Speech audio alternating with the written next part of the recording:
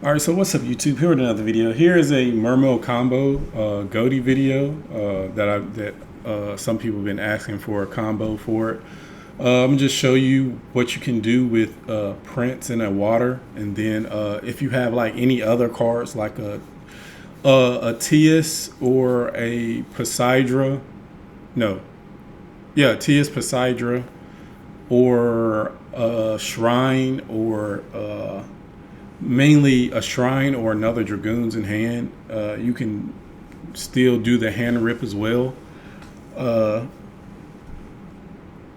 or you can search follow up to have like a Prince in hand, to have like more interactions. And then the Alacia on board is another way to get follow up or another interaction due to if it gets destroyed by battle or card effect. So I'm gonna just show you the simple version of the combo, and then if you draw more cards with it, then you can just add to the inboard, just to make sure you have like follow up and ways to play on your next turn. Because you if you do like survive your opponent's turn and they can't kill you due to your synchros, you should have a good way to survive due to how much you will have after. But and then all of the tuners and fishes coming back on the next turn. So yeah, let's get into the combo. So you'll just normal summon, you activate sending Dragoons, adding Shrine. And the reason why I decided to play Mermail with Ghoti is because Ghoti a lot of times lose to like Nib or like being hand trapped so many times. So the ability to just like eat hand traps with the Mermail cards and then go into your Ghoti plays is really strong. Then really just the Ghoti board itself by itself usually ends up like overwhelming your opponent. And then you don't lose as much of your extra deck with the Ghoti stuff, because you just don't even really touch this. You keep like Anemone in deck also, and then the main part that you're really using are just the synchros, mainly the 10s and the 8s for Ghoti. And then you have so much on your following turn. So you just add Minstrel activate, sending that in a water. If this is a Dragoon, then you can search Poseidra, and then Poseidra will send back this Dragoons after you send it off with send Prince off with Shrine to get to Molin, and then Molin can summon, and then you'll have Coelacanth, Molin, and Poseidra on board. Just link those two off into either an Alacia or Haggard, depending on whatever it is, and then you can just do the rest of your combo as well. So here we just summon the Coelacanth, and then that will summon back the Dragoons, and then Coelacanth sending. You'll summon two of your tuners, the ones that summon back on their own, and then you'll summon the Harpooner. That's the only other fish that we play. I'm gonna show the deck profile also at the very end, so y'all can see what it looks like. And then here we just synchro for Arion Post. Arion Post will banish the Sykes from deck, and then Sykes will activate, banishing the Paces, and then Sykes summon back. You will add your Snopios or the other Keith from deck. Well, yeah, you can add Keith. It doesn't matter, because you're going to just get to the opposite one with synchroing off the Arion Post. And then here you just banish the Coelacanth because you don't need it anymore. And then here you synchro the Arion Post and Harpooner for Gamir. This is probably the one you're going to use the most depending on what matchup it is. And then here you banish banish. And then you add the Keith from deck to hand.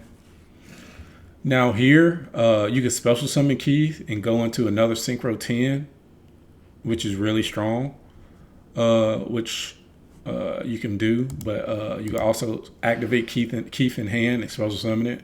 And just leave it on board because it's an interruption already. So you really don't have to worry about like really trying to get it off board here to get it banished. It really doesn't need to, because the effect still activates if monster special. Yeah, effects still activate regardless if it's special summoned back on your opponent's turn or not. Once they special summon a monster. So here you just synchro off for Dragite, and really this is really the end board. You'll have matter of fact, you activate the to banish, or you can banish it with Dysnopios, which probably would be better just to banish it with Snopios and Harpooner. So you can have a level 6, so you have more variety. Then you activate it targeting itself, and now this is the end board that you will have. You have 2 unknowns in hand.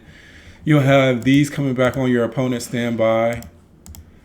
This will turn into another Arion post. Then the Arion post, when you synchro or with it off, can get you another search of your pike for follow-up. You have a Synchro 8 with the either the Arion post or the Snopios. You can do it with Snopios. It really doesn't matter. Just to go ahead and get it back to your hand, because you will need it to banish this, so that you can get the third tuner from deck, and then use the other one to go into the other 8, and then the last ditch draw. So you just activate this on the first special summon, banish that in the card, special summon back the Arion, and then here you'll just activate, just going to Asking. Well, you can do Arion 1, target itself, banish. And then Asking 2, banish itself. To banish a card, whatever you need. And then you can just search your pike for your follow-up. And then you activate the Asking to summon itself back by banishing 1. You can just banish. Then you have these 2 interruptions also, and then you can go into activate the Sin. This will banish. You will summon the White Aura, and then here you activate this Snopios, and you can banish the Sykes from grave. And then Sykes will activate, banishing the Paces, summon itself. Add the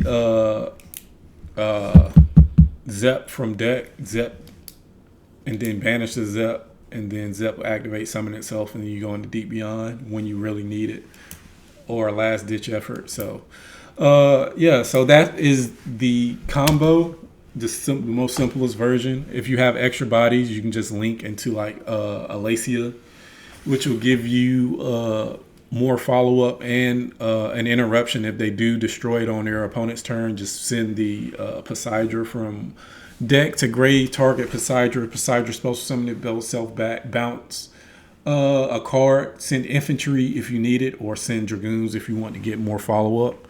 It's really strong combo to where you can play through or like interact with a lot of your opponent's interaction, especially when you know what hand they're playing. You can just create your board however, like put Qing Ying if you don't need Gamir, then you just interrupt exactly where you need it. So that's the combo.